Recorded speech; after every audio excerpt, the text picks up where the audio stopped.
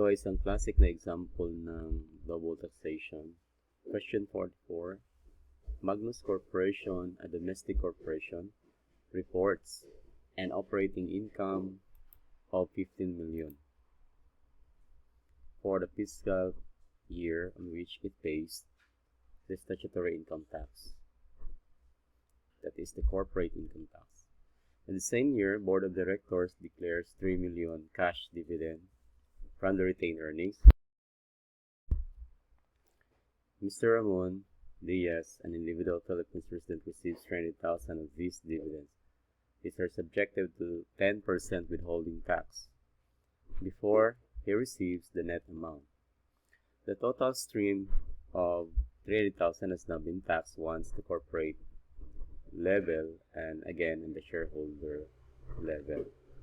So, ang ibig sabihin, dalawang business na tax yung 300,000. Una, nang na-earn yan as income, net income, it was subject to corporate income tax. Ngayon, nang idineklara na siya as dividend, nagiging subject na naman siya sa final withholding tax na 10%. Ngayon, which statement accurately describes the legality and nature of this taxing scheme under the Philippine National Tax Principle? So, alin dito ang statement that is tumpak doon sa pag-describe na legal ang yung dalawang tax na yan at saka kung ano yung nature ng taxing scheme. Okay, A. Sabi dito, this constitutes prohibited direct double taxation because both the corporate income tax and the final withholding tax are imposed by national government. Okay. Pagbalikan natin yung alamin muna natin ano yung bawal doon sa batas, sa Constitution na double taxation. Kung maalala mo, ang bawal ay ang tinatawag natin na direct double taxation. Now, ang pagiging direct ay pwede lang mangyari kung itong anim na elemento na to ay present doon sa dalawang taxes. Una, pareha yung property and subject matter na subject sa tax. Okay, tandaan nyo ha, kailangan ito lahat ay present. Kung isa sa mga ito ay hindi present, allowed ang double taxation. Okay, ikalawa, same purpose. Okay, ikatlo, same taxing authority. Okay, now, dito, tandaan natin. Tingnan natin ha. Una, same subject ba and property. Okay. Dito, nagkaroon kasi dito is ang subject dito ay ito. Una, ang subject dito is yung income tax. Yung income. So, itong income, naging subject to income tax. Ang ikalawa is yung dividend. Kalawang subject. Ang dividend subject ay naging subject sa final withholding tax. Kung titingnan mo yan, magkaiba po yung subjects natin. Kasi yung isa is under sa corporate level, yung isa naman under sa shareholder level. Ang dalawa po na identity na yan ay magkaiba. Magkaiba po yung corporation at saka yung mga shareholders ng corporation. Kaya, kung ang pagbasihan natin ay yung number 1, hindi ito na-meet. So, ang sabi ko kanina, kung isa sa mga anim na ito ay hindi na-comply, hindi po siya matawag na bawal. Hindi po siya matawag na direct duplicate or double taxation. So, kaya, okay po yung double taxation dito. Hindi siya unconstitutional. Let's continue. Same purpose. Yes. Always yan for public purpose. So, this is for general funds. It's not intended for specific. So, that is complied ito. Ito, hindi. Itong 1. Same taxing authority. Yes. Kasi both are imposed by national government. So, kaya, yon. So, pasok siya. Same jurisdiction.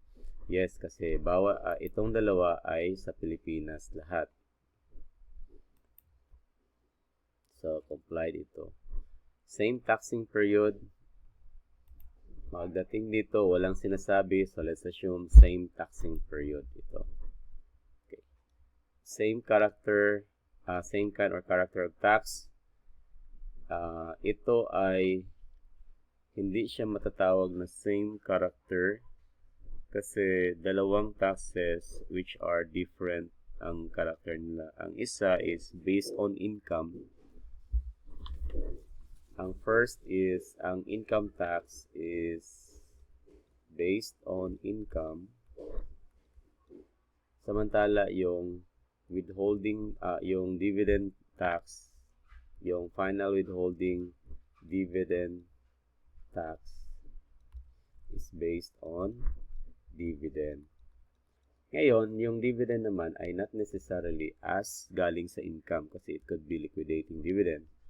But in other words, but in any way, it could be subject, whatever dividend could be subject to 10%.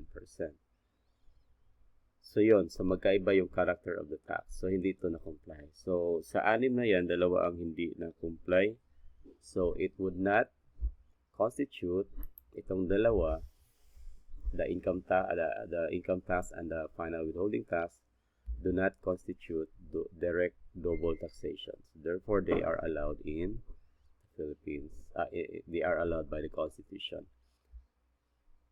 Now, balikan natin again, walang double taxation. So, wala ito. So, letter B, this is an invalid imposition as it involves the principle of uniformity. This is not the principle applicable here. Pagdating dito. Letter C, this is an example of the valid indirect double taxation, which is correct because the two taxes are different legal subjects. First is on the corporation's income and second is on the shareholders' exercise privilege to receive income or dividends. So, magkaiba yung pag-earn ng income at magkaiba din yung pag-receive ng income. So, kadalawa siya na tax. So, therefore, this is the correct one. Yung letter D naman ay this is not a case of double taxation. This is correct because the final withholding tax is an exclusive form of tax on passive income, which is really entirely separate from the corporation's income tax for tax computation purpose. Okay. Ang dividend, it's like a passive income. Pero, ang ano pala dito is, matatawag pa rin siya as double taxation. Mali pala ako dito sa una. So, this is not a case of double. No, this is still a case of double taxation. Ang nangyari dyan. Kasi, nagiging double taxation siya. Bakit? Kasi, yung pinag-uusapan natin na pera dito is, pare-pareha lang yon. Yung net income ay dinistribute doon sa, yung net income naging subject sa income tax, was distributed to shareholders na naging subject naman, again, ng dividend tax. So, there was a double taxation. So, that's why this makes the letter D a wrong answer. Kasi sabi niya, this is not a case of double taxation.